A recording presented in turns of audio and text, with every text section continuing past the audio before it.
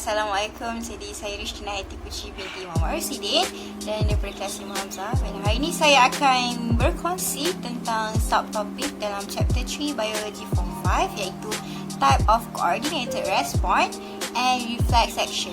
So, apa tu? Jom kita tengok.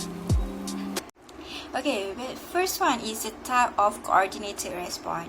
There are two types of coordinated response, which is voluntary action and also involuntary action. So the first one, voluntary action.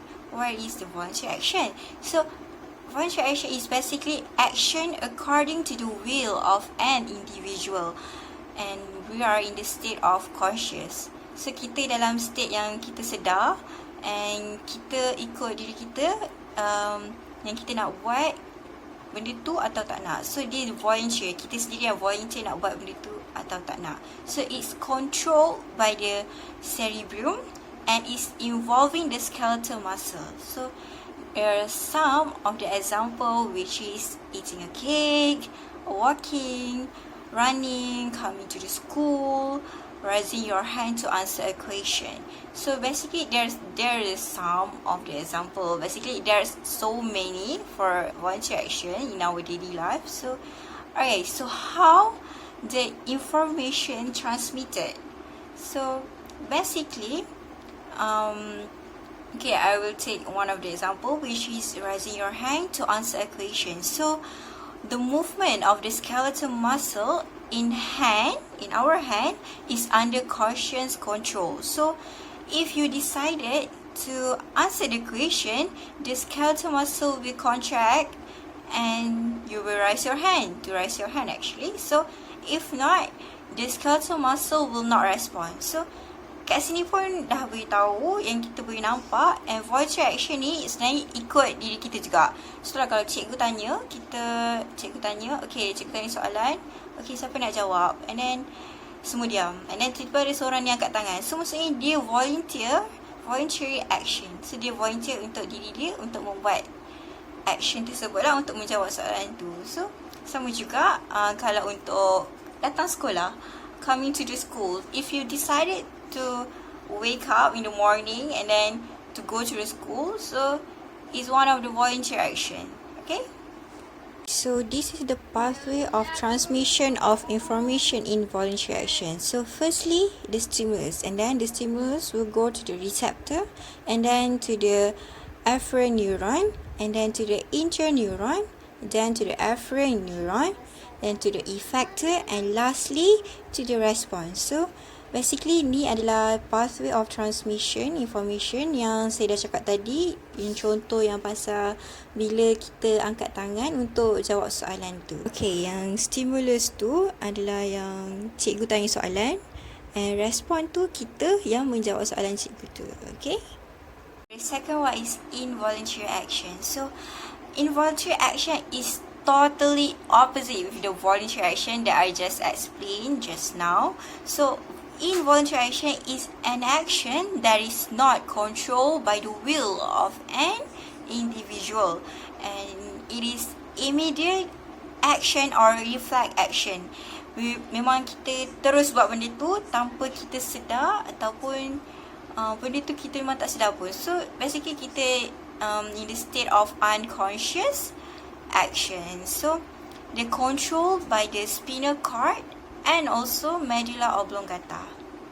So basically kan ada cakap tadi, dia in the state of unconscious action, kita dalam tak sedar. So it actually involve receptor to detect a stimulus, and then medulla oblongata will interpret the information that the medulla oblongata receive from the receptor, and then the effector to carry out the response automatically. So dia memang automatic. So basically they involve skeletal muscles and smooth muscle, cardiac muscle, and also glands. So some of the example for the involuntary action is knee jerk, heartbeat, breathing, removing hand from a hot object, blinking, and also contraction of blood vessel. So kalau perasan pun, contoh-contoh ni pun memang terbukti yang benda tu kita memang tak sedar pun. Adakah anda sedar yang bahawa anda sedang bernafas sekarang? Tak kan? Adakah anda sedar anda tengah tarik nafas dan lepas? Tak sedar. Tu contoh dia. Memang kita dalam keadaan yang memang tak sedar. Okay, for the last one is reflex action. So, reflex action is an automatic response that occurs very rapidly and without conscious control. So, it is an involuntary action that involves contraction of skeletal muscles and spinal cord only.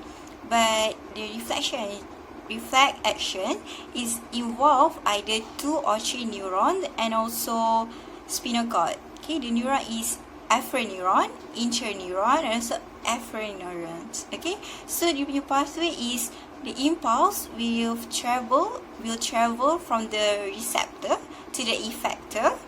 That is what we call it as reflex arc. And some of the example for the reflection is journey and also touching a sharp object.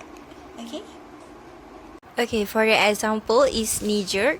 So knee jerk is a sudden involuntary reflex when the rubber hammer hit the tendon. The force stretch the muscles, then the receptor trigger the nerve impulse. Then the afferent neuron will transmit the impulse to the spinal cord. Then the afferent neuron will transmit the nerve impulse to the quadricep muscle. And lastly, the muscle will contract and will make the leg jerking forward. Okay, itu saja daripada saya. Saya harap dapat belajar sedikit sebanyak daripada tajuk subtopik type of coordinated response and also reflection. So, itu saja daripada saya. Sekian, terima kasih. #stay at home.